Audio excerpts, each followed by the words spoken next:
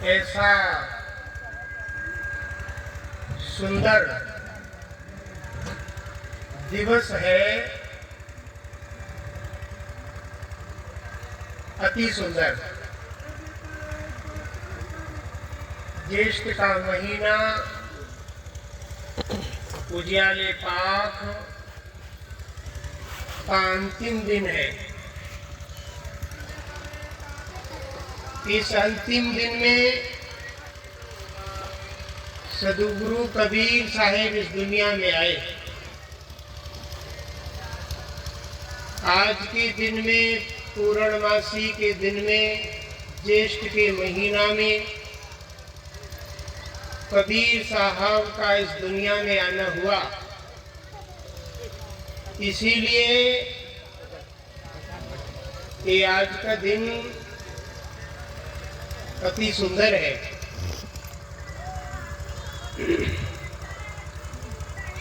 इस साहिब के मानने वाले, साहिब की भक्ति में श्रद्धा रखने वाले कितनी दूर दूर से ऐसी गर्मी में इस गुरु पिथुपुरा की धरती में वो बियाबान जंगल में बैठे हैं। दूर दूर तक घर भी दिखाई नहीं देता है।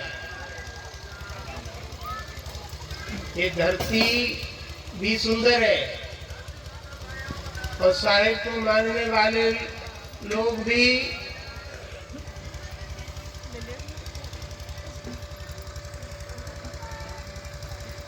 अच्छे भक्त हैं, हंस हैं। माताएं बच्चों से बातें करेंगी तो बात नहीं बनेगी। बढ़िया से बैठाए रहें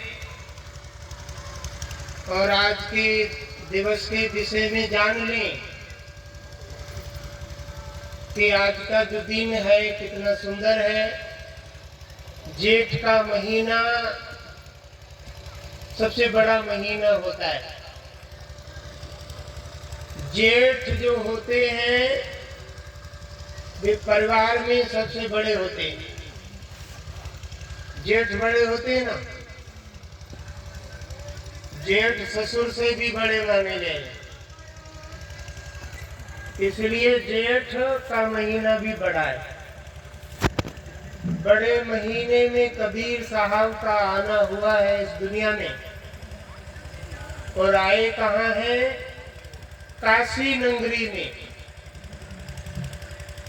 उस जगह का नाम है लहर तालाब।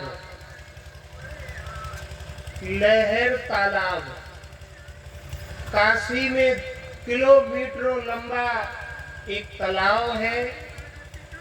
उस तालाब का नाम है लहर तालाब। उस तालाब में कबीर साहब कमल के पुष्प पर आकर के पूर्णमासी के दिन में सुबेरे सुबेरे कमल पुष्प पर आकर विराजमान हुए। कमल पुष्प पर विराजमान हो गए, लेट गए आकर।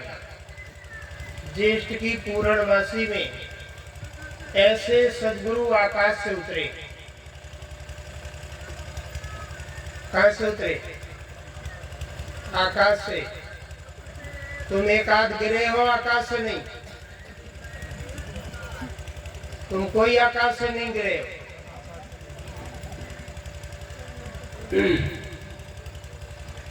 हम सब माँ के पेट से पैदा हुए हैं।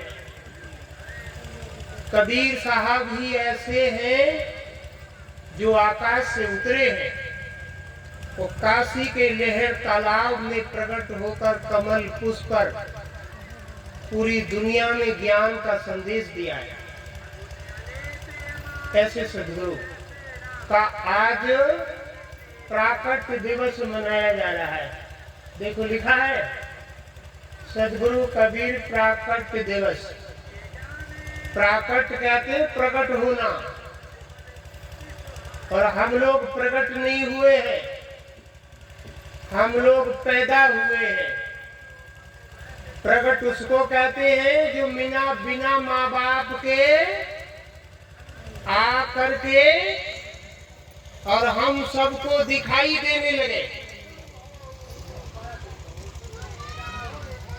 वो प्रकट कहलाता है। तो हम सब लोग कैसे आए?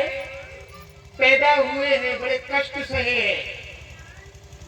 जन्म होते भी कष्ट सहना होता है, नहीं सहना होता है? जन्म के समय जन्म देने वाली माताओं को भी कष्ट होता है और जन्म लेने वाले को भी कष्ट होता है। हम सब कष्ट देकर पैदा हुए हैं। ऐसे सद्गुरु हैं जिन्होंने किसी को कष्ट ही नहीं दिया है और आकाश से उतरकर भारत की धरती में आ गए और पूरे विश्व में ज्ञान का संदेश दिया है। ऐसा दिन हम सब आज इस ऐसी जगह पर मना रहे हैं और बहुत दूर दूर से साहिब के मानने वाले गर्मी में चले आए। हाँ, तो जिससे जिसको लगाव है, प्रेम है, वो चाहे गर्मी हो, चाहे वर्षा हो, चाहे कुछ भी हो, वे आ ही जाते हैं। चाहे बैठने की सुविधा ना हो, चाहे खाने को कुछ भी ना मिले, जो मिल जाए तो समझ लेते हैं चलो प्रसाद मिल गया। ऐसे में गुजर करके साहिब के ज्ञान को सुन के चले जाते। भोजन खाने आए हो, ज्ञान सुने।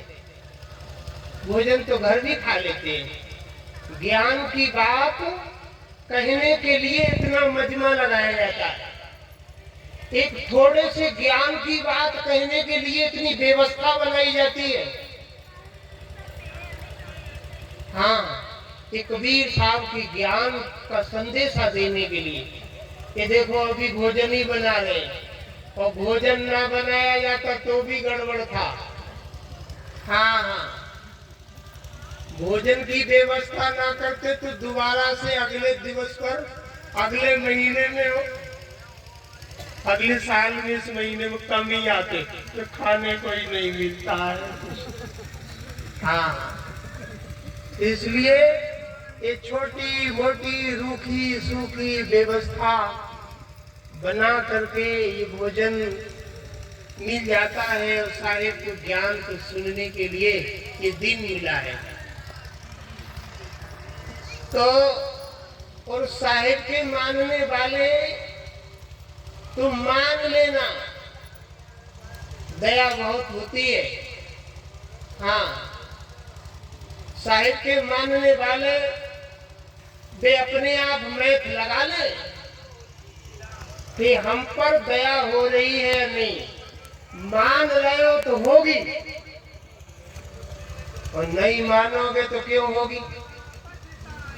हाँ, तुम मानने लग जाओ, दया होने लग जाएगी। देखो, हम पर तो दया हो गई है, हम तो झूठ कहेंगे ही नहीं हो गई। हाँ, इसलिए हमें तो लग रहा है तो साहिब ने बहुत दया कर दी है। तो तुम भी अगर दया के पात्र बनना चाहते हो ना, तुम भी वो परमात्मा को मानो बढ़िया से, अच्छे से। हाँ, उस मालिक को मानने वाले साहिब एक शब्द निकाल रहे हैं, ध्यान से सुनना। दास पर नाम ध्वजा फहराई। दास किसको कहते हैं? जो छोटा बन के परमात्मा की भक्ति करता है। कैसा बन के? छोटा बन के। दास कहते हैं छोटे को जो सेवा करता है। तो कबीर साहब के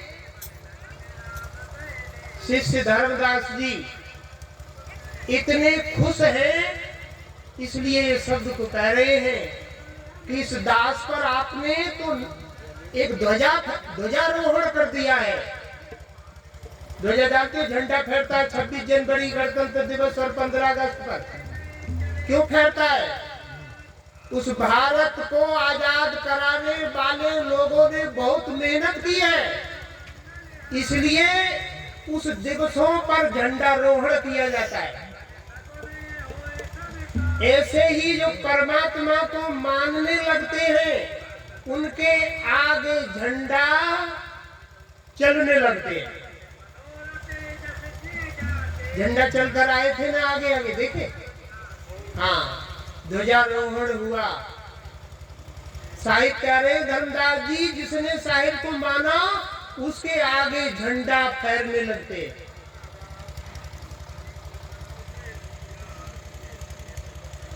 दास पर नाम ध्वजा फहराई। नाम जपने वाले के, वो दास है नाम जपने वाला, उस पर बहुत बड़ी कृपा हो जाती है। दास बनोगे तो,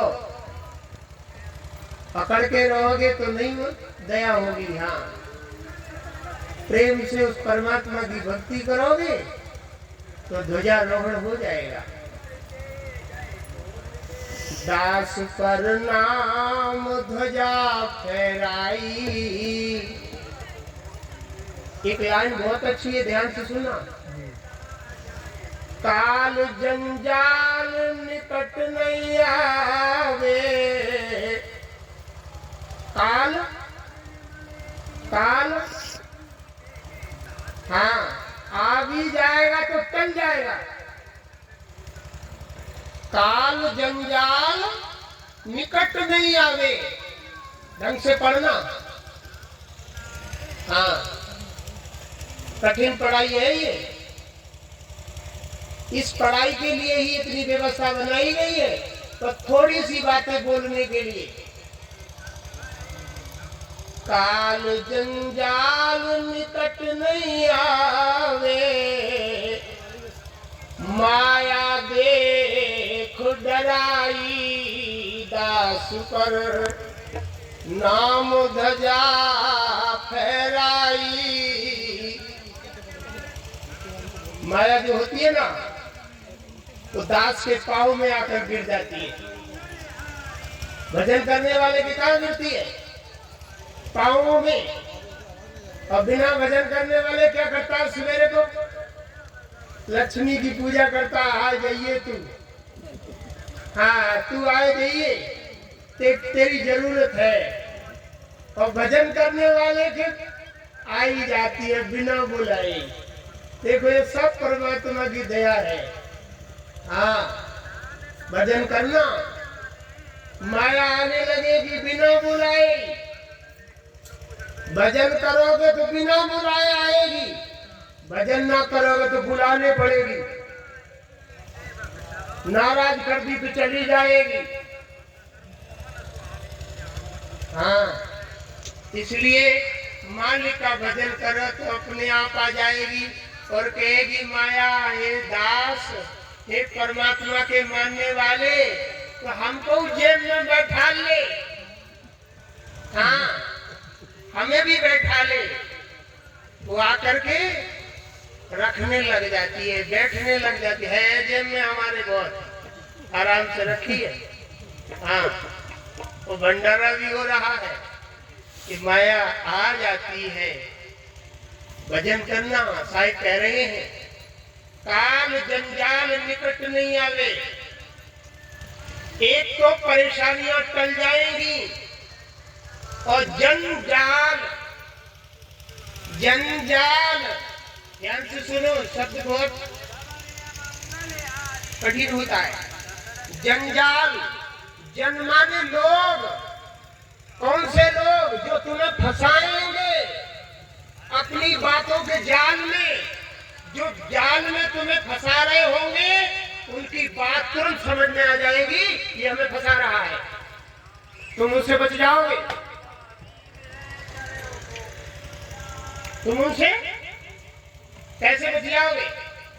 तो भजन कर रहे होगे, इसलिए परमात्मा तुम्हें बुद्धि दे देगा कि तुम्हें ये फंसा रहा है, तुम इससे बच जाओ।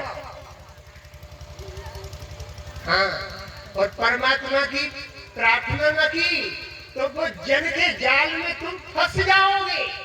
कहोगे क्या बताए, ऐसे आदमी ने हमें फंसा लिया है कि छूट नहीं पा रहे हैं बाने, पैसे भी बहुत ले लिए हैं और दे भी नहीं रहा है, पता नहीं देगा या नहीं देगा। ऐसी मीठी मीठी बातें करके ले गया, अब वो देने को तैयार ही नहीं है। तुम्हें अकल दे देगा वो परमात्मा। भजन करोगे तो, और नहीं करोगे तो कट गई जेब। हाँ, कबीर साहब कह रहे हैं, काल जंजाल जन जाल, मनुष्यों के पागल लोगों के जाल में तुम नहीं फंसोगे। तुम्हें इतनी अकल होगी तब, जब भजन बढ़िया से कर रहे होंगे तब। ये ज्ञान की बातें हैं, इसलिए सुनना चाहिए। तो साहिब कहते हैं, दास पे नाम ध्वजा फहराई, काल जंजाल निकट नहीं आवे, माया देख डराई, दास पे नाम ध्वजा फहराई। एक बात और सुन लो, बहुत बढ़िया, लास्ट लाइन में है। कबीर साहब कहते हैं, जो मेरे संत पे द्रोह विचारे, साधु संत को परेशान नहीं करना। हाँ, कबीर साहब कह रहे हैं, जो मेरे संत पे द्रोह विचारे, साहिब को नाए सुहाई, दास पे नाम ध्वजा फहराई। साहिब कहते हैं, जो मेरे दास को, जो मेरे संत को परेशान करता है ना, मुझे अच्छा नहीं लगता है। किसी साधु संत को परेशान नहीं करना, बेफजूल में तंग नहीं करना, रोटी ना खिलाओ तो ऑब्जेक्शन भी नहीं लगाना, नहीं वो साहिब को बहुत बुरी लगेगी, वो बहुत बुरी लोगों लगेगी। हाँ, उलझन में पड़ जाओगे। ये कबीर साहब कहते हैं, जो मेरे दास के द्रोह विचारे, प्रभु को नाए सुहाई, दास पे नाम ध्वजा फहराई। इस पर हाँ, भक्ति करियो नाम की, साधु संत की सेवा ना करो तो हाँ तंग ना करिए। कोई गेट पे आ जाए तो रोटी खिला दियो, ना हो तो कहियो बाबा जी है ना कुछ। हाँ, जा मत कहियो जो हट्टो बट्टो फिर कैसे रहो। हाँ, तुझे कमाओ ना खाएगो। हाँ, जा मत कह दियो, जो कुछ हो सो दे दियो, और ना हो तो कह दियो बाबा जी व्यवस्था है ना है, आगे चले जाओ। ये कबीर साहब कह रहे, दास पर नाम ध्वजा फहराई। और सुनाए एग्जाम्पल कितना सुंदर है। हिरणा कुश की बागत हुई गई, रावण धूर उड़ाई, दास पे नाम ध्वजा फहराई। कागत हुई गई, हिरणाकुश की बागत हुई गई। कौन सी गति? ऐसे नाखूनों से पेट फाड़ दिया उसका। क्यों फाड़ा गया? दास को परेशान किया। किसको? किसको? प्रहलाद भक्त को। प्रहलाद भक्त को परमात्मा के मानने वाले को तंग किया तो परमात्मा ने बाको पेट फाड़ दिया। हाँ, ले कर परेशान परमात्मा की भक्ति करने वाले। हिरणाकुश की बागत हुई गई, रावण धूर उड़ाई, दास पे नाम धजा फहराई दास पे। आ रही समझ में? हाँ, हिरणा कुश की बागत हुई गई और रावण को धूर। हाँ, ये देख लो एग्जाम्पल है। इसलिए साधु संत भक्त की भक्ति कोई करे तो सपोर्ट ना करो, तो तंग ना करना। ये साहिब कह रहे हैं। बाकी तो ध्वजारोहण होती ही रहेगी। परमात्मा की भक्ति करने वाले का तो कोई दुनिया रोके, रावण और कंस जैसे, लेकिन कोई रोकने ही वाला नहीं, कोई नहीं रोकने वाला।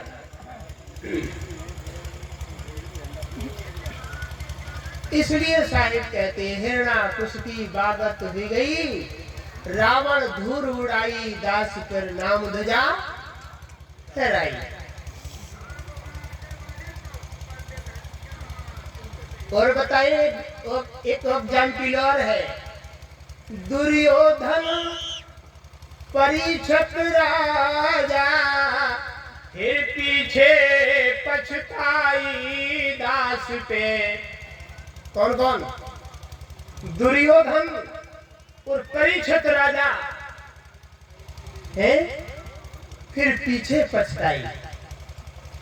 दुर्योधन अपने देख पांडवों को तंग करके मरा, पांचों भाइयों को इतना तंग किया, बाद में सब खत्म हो गए। बाद में पछता रहा है, मैं अपने भाई जो धर्म को चलाने वाले थे उनको ही तंग करता रहा। इनको तंग ना करता तो मेरा फैमिली बची रहती, मैं भी बच जाता। क्यों करोगे तुम? नहीं करना। हाँ, दुर्योधन परीक्षित राजा, फिर पीछे पछताई। बाद में राजा परीक्षित पछताने लग गया। एक बाबा जी भजन कर रहे थे,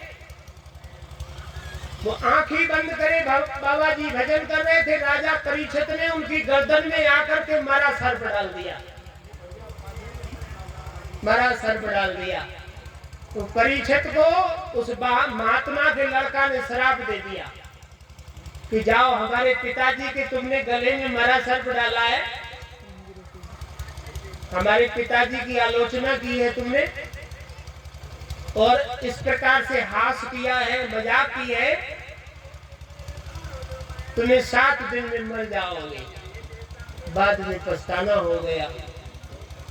दुर्योधन परीक्षित राजा, फिर पीछे पछताई दास पे नाम ध्वजा फहराई।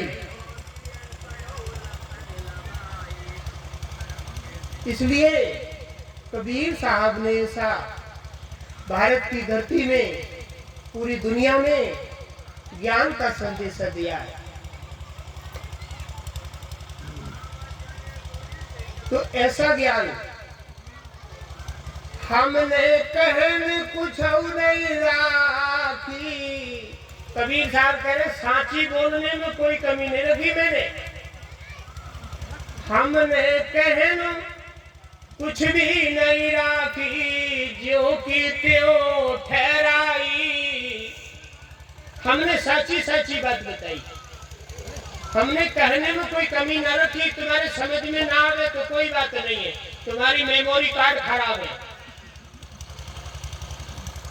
हमने तो कहने में कोई कमी नहीं रखी है, सच्ची बताइए, लेकिन तुम्हारे माइंड कैच करने लायक नहीं है, जो ज्ञान बहुत हार्ड है।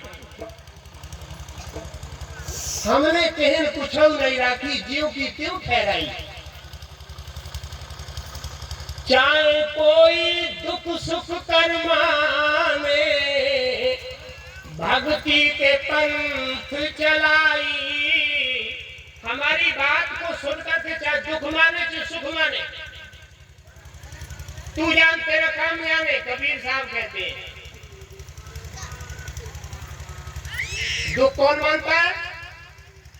कहते शराब मत पियो। अरे गुरुजी तो जय बात कहते हैं, ना कहा तो जाए सत्संग सुनो।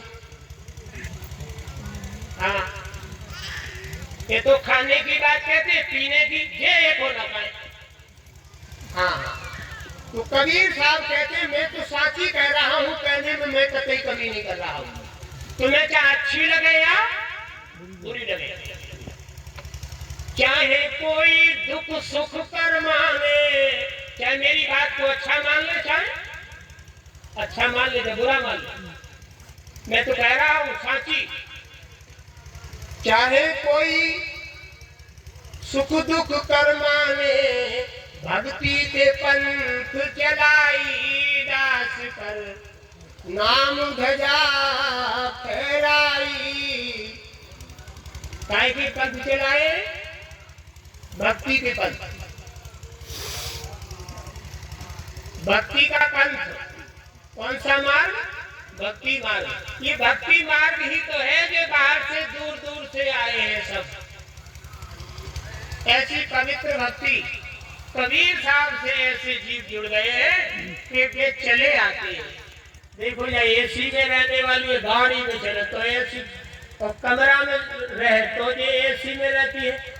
आज एसी की जगह पंखा न चल रहा है तो बैठिए। हाँ, तो जहाँ भक्ति है परमात्मा से, गुरु से, वहां चाहे एसी हो या ना हो, वहां तो बैठना ही पड़ेगा। कितने लोग बहुत अच्छी व्यवस्था में रहते हैं और यहाँ जंगल में बैठे, किसके लिए? अभी मैं उठ के चला जाऊं तो रुकोगे? कोई नहीं रुकोगे। हाँ, सब चले जाओगे। किसके? ये भक्ति का पंथ है, ये प्रेम का पंथ है। इस प्रेम के पंथ की वजह से हम बैठे और दूर दूर से आ गए हो, और गर्मी भी ना महसूस हो रही है। ऐसा लग रहा है कि बहुत एकदम सतलोक में आकर बैठ गए हैं। हाँ, अच्छी जगह आ गए, सुख की जगह आ गए। इस समय सुख मिल रहा है नहीं? इस समय सुख मिल रहा है। ज्ञान की बात हो रही है इसलिए, और चले जाइए घर में कल से दुख शुरू। हाँ, वो लड़का परेशान करे, कोई लड़की परेशान करे, कोई हस्बैंड परेशान करे, कोई पत्नी परेशान करी, कोई सास परेशान करी, कोई दिलरानी परेशान करी, झंझट लग गए। इतनी देर के लिए यार सुख लग रहा है। हाँ, तो इसलिए ये समय सुख का अनुभव हो रहा है, क्योंकि ज्ञान की बात हो रही है। और ऐसा ही ज्ञान ये लगातार अगर हमारे जीवन में उतर जाए, पूरी फैमिली में उतर जाए, बच्चे बच्चे में उतर जाए, जन जन में उतर जाए, तो घर में भी एक दूसरे के लिए कोई कलह ना होगी और सुख होगा। भक्ति का पंथ है। प्रेम तो, भक्ति तो किसी से भी हो सकती है, प्रेम किसी से भी हो सकता है। बेटा और बाप में प्रेम, माता और पिता में प्रेम, माता और जो है पुत्र में प्रेम, पति पत्नी में प्रेम, बहन भाई में प्रेम, ये ऐसे प्रेम हो जाते हैं भक्ति के। भक्ति का गुरु से शिष्य का प्रेम। हाँ, अगर बहन रोए दे ससुराल में, भैया आज ही आया, या सास बहुत तंग कर रही है, हाँ, तो भैया मोटरसाइकिल उठा ले वो और चलो जाए। क्या बात है? चल गाड़ी पे ले चलता हूँ, ले आएगा ना। हाँ, कौन सा मार्ग है? प्रेम को मार्ग है, भक्ति का मार्ग है, इसलिए गुजार रहा है। हाँ, तो ऐसी भक्ति किसी से भी हो सकती है। अगर किसी के पिता को परेशानी है तो पुत्र सब कुछ छोड़कर भागता है, और पुत्र को परेशानी है तो कितना ही बड़ा काम हो तो पिता छोड़ के भागता है। ऐसे गुरु को परेशानी है तो शिष्य छोड़कर भागता है। ये सब भक्ति का पंथ है, ये प्रेम का पंथ है। प्रेम हो सात्विक तब तो ना, एक कबीर साहब शिक्षा देते हैं, तो इस तब आनंद आता है जीवन में। और अगर कोई भी थोड़ा बहुत कमी बेसी है तो उतने में ही कम आनंद का अनुभव होता है। तो आज का जो दिन है, आज का जो दिवस है, बहुत सुंदर दिवस है जो आज हम सब मना रहे हैं। और यही आज का दिवस काशी नगरी में भी मनाया जा रहा है, पूरे देश में, पूरी दुनिया में। कितने लाखों लाखों लोग काशी में आए होंगे, दामाखेड़ा में आए होंगे, खरसिया में आए होंगे, और राजस्थान में, गुजरात में, दिल्ली में, बड़े बड़े शहरों में बहुत बहुत धूमधाम से कबीर साहब का ये प्रकट दिवस मनाया गया होगा। लेकिन पितुपुरा की धरती में भी मनाया जा रहा है, छोटा सा गाँव। ये भी बड़े सौभाग्य है इस गाँव के, बहुत सौभाग्य। इसलिए इस साहिब का जन्म प्रकट दिवस हम सब ने बड़े प्रेम और उत्साह के साथ दूर दूर से आकर के मनाया।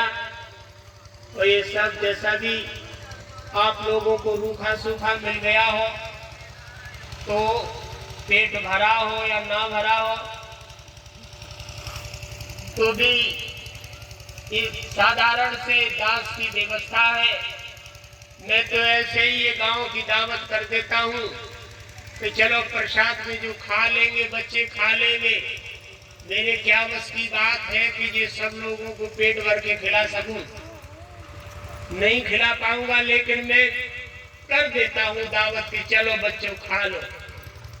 किसी को ना मिला हो तो माफ करना, और जो भी मिल गया हो उसी को समझ लेना कि आज हमको प्रसाद मिल गया। क्योंकि ये कोई ज्यादा बड़ी व्यवस्था मेरे पास नहीं है। जैसी टूटी फूटी व्यवस्था हुई तो आए हुए दूर से भक्तों को भी अगर कम खाने को मिला हो तो इतने में ही संतुष्ट हो जाना, और मंच से उतर करके मैं देखूंगा बचा बचाया होगा तो रहे बचे लोगों को मेरे साथ खा लेना है। हाँ, इसलिए लेकिन जब जब बुलाए और तुम्हारे घर कोई काम से फुर्सत हो जाए तो जब पितुपुरा की धरती में आ जरूर जाए करियो। नहीं तो नहीं आए तो मंच छोड़ के गंगा जी की झाड़ी में बैठूंगा और सब छोड़ के चले जाए करूंगा। इसलिए सबसे प्रार्थना है, कष्ट हुआ हो, सब लोगों को कष्ट तो होता ही है। बरेली के लोग आए हैं देखो दूर दूर से, और एक वो आए देखो ये बैठी है बेचारी, बहुत दूर से आई है। हाँ, इसका हस्बैंड है वो की बड़ी सेवा में लगा है। और पिछले समय में इतने इनके घरों में तो सब बढ़िया वाले पत्थर लग रहे हैं, और यहाँ तो मिट्टी से लिपा हुआ भी नहीं है। हाँ, तो ऐसी जगह में लोग आकर बैठे जिनके घर एकदम चकाचक है। हाँ, और हम बैठा लेते हैं जब घास में, तुम लोगों को माफ कर देना, आते रहना। इसलिए ये प्रार्थना है आप लोगों से, जब जब कोई समय मिले तो यहाँ आते रहना है। कोई भी सत्संग समारोह हो उसमें आते रहना, और मेहनत की कमाई खूब कमाई हो तो ये अभी दीवारें इधर उधर की छोटी रह गई हैं, और मैं खूब प्रार्थना करूंगा कि तुमको खूब परमात्मा खूब माल दे। अगर किसी की सर्विस है तो सर्विस बढ़ा दे, और अनाज बोते हो खेत में तो अनाज खूब पैदा होए, और सब सुखी रहे, खूब धन धान से भरपूर तुम्हारा जीवन हो। और भरपूर जीवन होगा तभी हमें तुम बढ़िया से दक्षिणा दोगे, और तुम्हारे ही पास नहीं होगा तो तुम कहाँ से दोगे। इसलिए मैं तुम्हारे सबके लिए प्रार्थना करूंगा और रोज भजन करूंगा कि कबीर साहिब के मानने वालों के पास माया खूब आवे। और पितुपुरा में आश्रम बन रहा है, इसमें धीरे धीरे कुछ माल इधर आवे तो व्यवस्था यहाँ होती रहे और बैठने उठने की सुविधा बनी रहे। आज अगर आंधी और मेह आ जाता तो कहाँ जाते, सब तितर बितर हो जाते हैं। लेकिन साहब ने बड़ी दया की है कि आज का दिन बहुत बढ़िया है, बहुत सुंदर है। इसलिए कोई इस संसार में प्रकृति का भरोसा नहीं होता है, कब प्रकृति रूठ जाए। इसलिए कोई व्यवस्था यहाँ हो जाएगी आप जैसे भक्तों को बचने की। ये दीवार ऊंची कर देंगे, थाम आगे से लगाकर टीन सेट डाल देंगे और उसी में आप लोग आंधी तूफान आ जाएगा तो बैठ जाए करोगे और इधर उधर गांव में भागने की फिर परेशानी बच जाएगी। मैं तो उसमें ही रह लूंगा थोड़ी जगह में, लेकिन आप लोग आओगे तो मुझे बड़ा कष्ट होगा। इसलिए साहिब से खूब मांगना कि हे परमात्मा हमारा भी गुजर होए और हमारे साहिब आ जाए तो उनको भी दक्षिणा बढ़िया से मिल जाए, आश्रम बन जाए।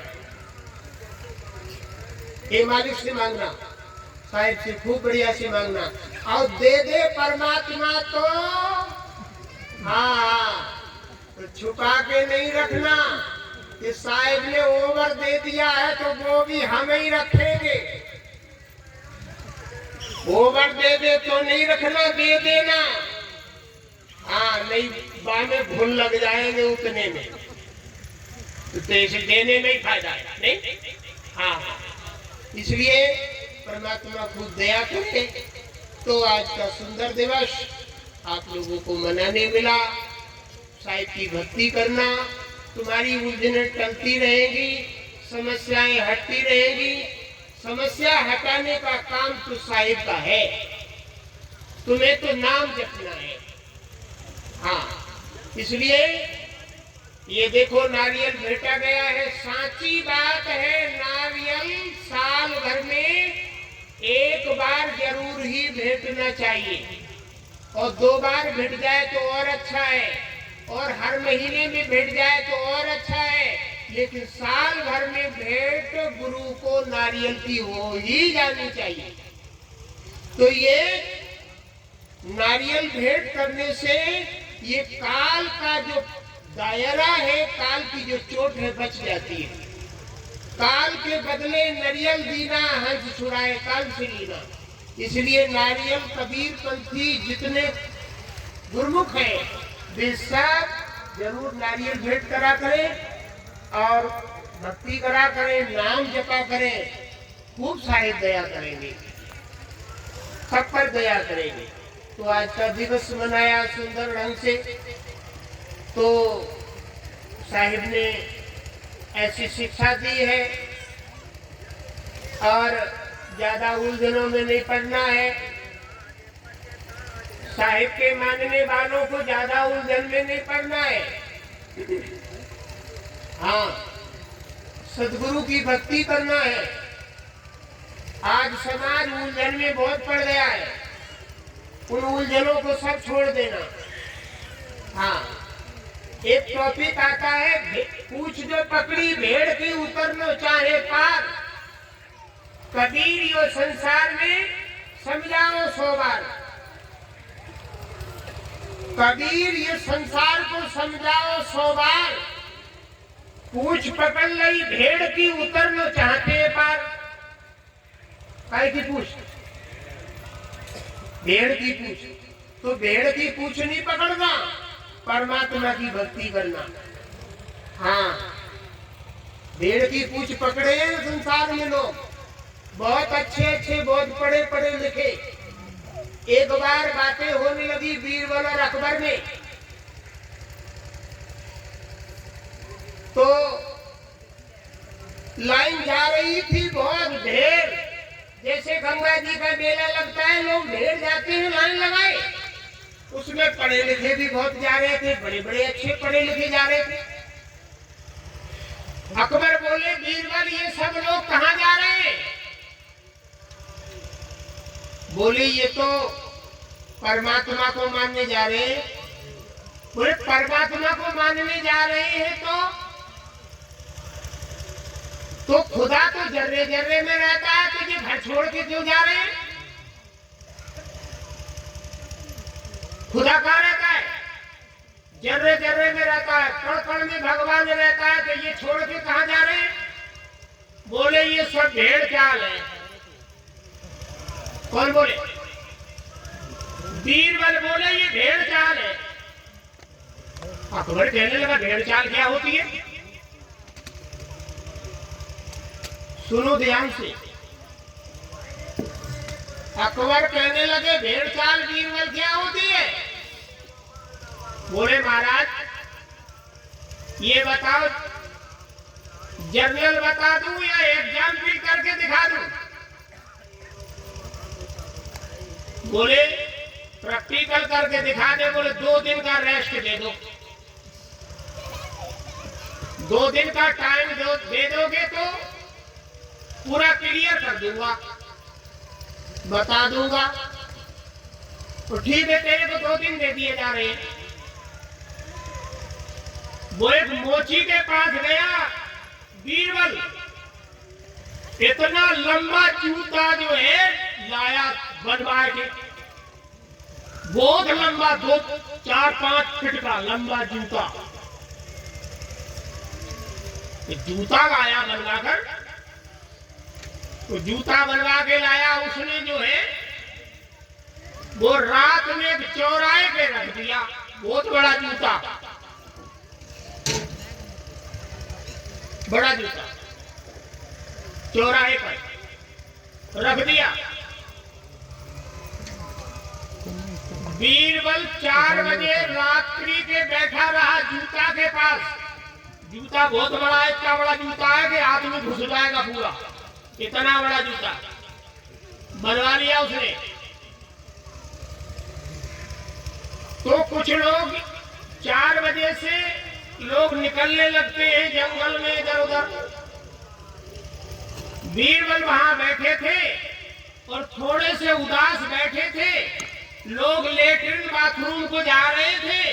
बोले बीरबल यहाँ कैसे बैठे हो? बोले क्या बतावे, हमारो तो नसीब ही फूट लो। इतने दिनों से भक्ति कर रहे हैं, तो आज जैसे तैसे परमात्मा उतरो या चौराहे पे, जब चौराहे पे परमात्मा आया, बाके पैर छून लगो में, इतने में जा एक काम पकड़ मिली बाकी, और एक छुड़ा के भाग लो।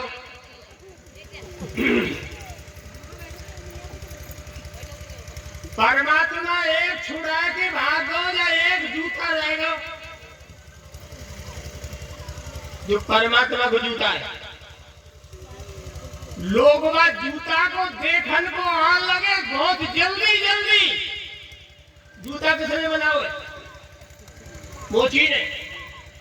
और बीरबल क्या कर रहा है? परमात्मा को जूता है। हाँ, तो पिथुपुरा के लोगों पहुंच गए सब, जूता देखन। हाँ है तो परमात्मा को, इतना बड़ा परमात्मा कोई हो सकता है और काऊ को ना हो सकता।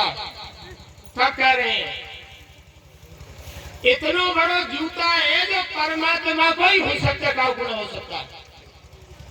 अरे तो प्रेम गोटिया को पता लगी।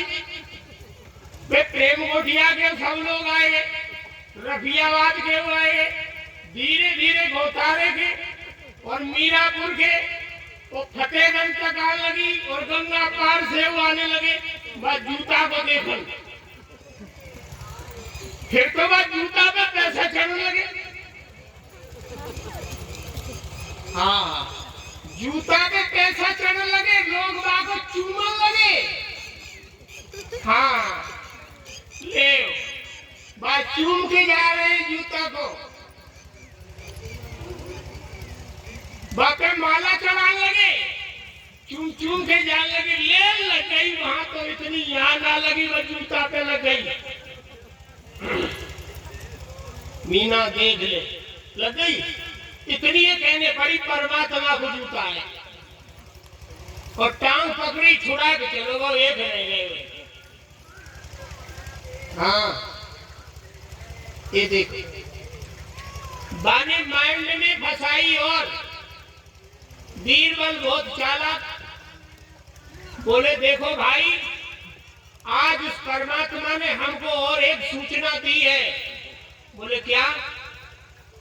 ये सूचना दी है, जो कि 4 जूता मरवाए वो सीधे बैकुंठ जाएगा। ये 4 जूता जो मरवाएगा वो सीधे बैकुंठ जाएगा।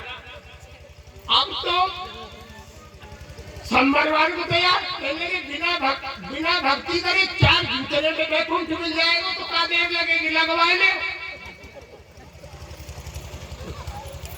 अब वो वीर में 4 मारे करे और कुछ दक्षिणा दरवाए ले करे। हाँ 4 मारे करे और कोई 100 धर रहा है, कोई 500 धर रहा है, जूता मरवाए धर रहा होगा। ये देखो भेड़ चाल संसार की, सबने जूता करवाए ले बिना ज्ञान के। हाँ अब देखा कि आसपास के बीरबल पहुंचे, देखा बड़ी भीड़ है, आखिर कोई तो करिश्मा है जाने। बीरबल कहने, वो अकबर कहने लगा, बीरबल ये सब क्या है? बोले महाराज क्या बताएं कि ये जूता परमात्मा को रह गए हो। हम परमात्मा को बहुत मानते हैं, उसने हमें दर्शन दिए, पांव पकड़े, एक थोड़ा चला गया, एक भी जूता रह गया है। तो ये सब लोग इस प्रकार से जो है पूजा में लगे हुए हैं। और आज परमात्मा ने ऐसे कहा है कि जो जूता 4 लगवाएगा सीधे बैकुंठ और जन्नत चले जाएगा। अकबर कहने लगे तो जन्नत फ्री में 4 जूतों में मिल जाए तो काम मुश्किल, हम ही लगवाए ले रहे। हाँ 4 जूतों में जन्नत